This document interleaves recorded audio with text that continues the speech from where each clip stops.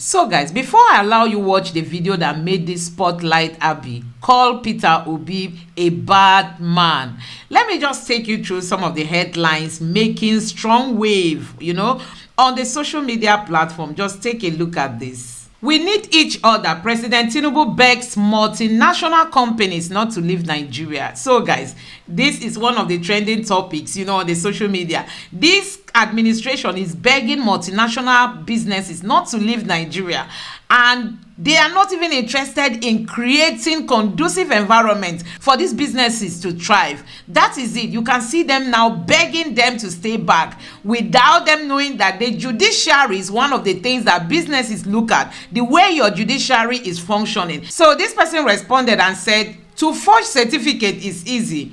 Oya forge performance now, make we see. So this administration is not performing. That is just what we have to know. And now they are just begging people not to leave the country, begging businesses. But which business want to stay back and get more losses, The businesses want to go to places they feel is more conducive for them. Honestly, this administration does not even know what they hold for the Nigerian people. They don't even know what to do. And look at this other headline saying, I consider it essential to go on record. There is something quite unsettling about the timing of the decision of the NJC Nigeria to elevate to Supreme Court Nigeria the judge who presided over the Kano governorship appeal. Let's try and break it down. Nigerians, this man, Mr.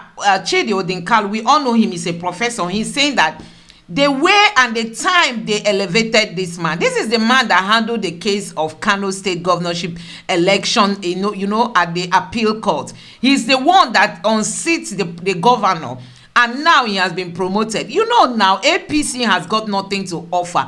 APC has got nothing to offer to Nigerians. They are just here to, to destroy our democracy. You can imagine those of them that handled the tribunal, like Justice Samani and others. They've all been elevated now to the Supreme Court. That is the agreement. Nigerians, you must know that the APC has come to steal, to kill, and to destroy. And that is why we all must stand up to reject this party. We must reject them. Even if they think they've secured their space, even if they think they've won, the next election is coming. We must come out en masse to show these people that our democracy is here to stay. They cannot just truncate it. The APC party.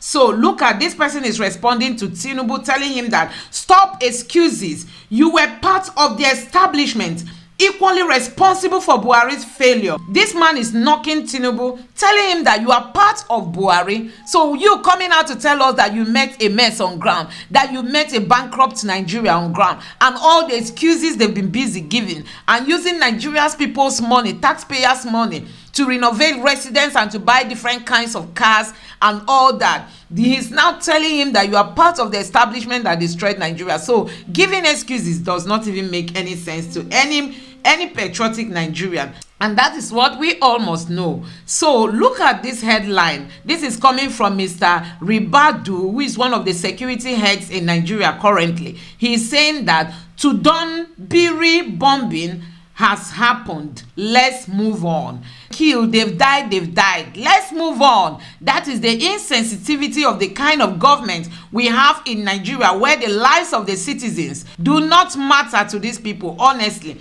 you can imagine that the lives of more than 100 persons were destroyed, and they are telling Nigerians that let's move on. Look at it equally coming from Shetima, the vice president.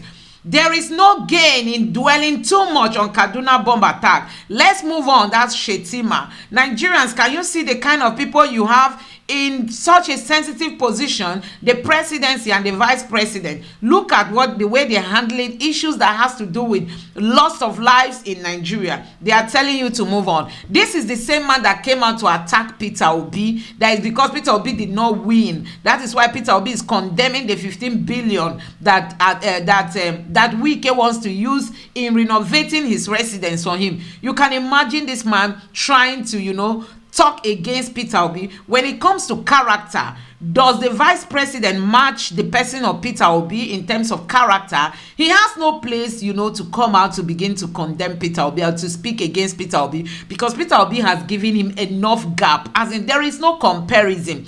There is nothing to compare between these two persons. For the fact that INEC gave them this opportunity, INEC, declared them to have won the election, and the judiciary upheld it, does not mean that Peter Obi didn't win. We know Peter Obi won this election. If you have won, you have not won the people. That is what I keep telling the presidents, and that is what Peter Obi once said, that if they say they won, they've not won Nigerians. They know they didn't win this election.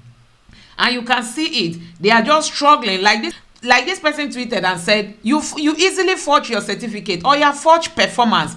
It's our turn. Now it's time to perform. They are begging businesses not to leave Nigeria. You can imagine. If these people had plans for Nigeria, this is the time for businesses to embrace them, because if they had come and hit the ground running like they promised, businesses will have hope. They want to stay no matter the challenges they have currently.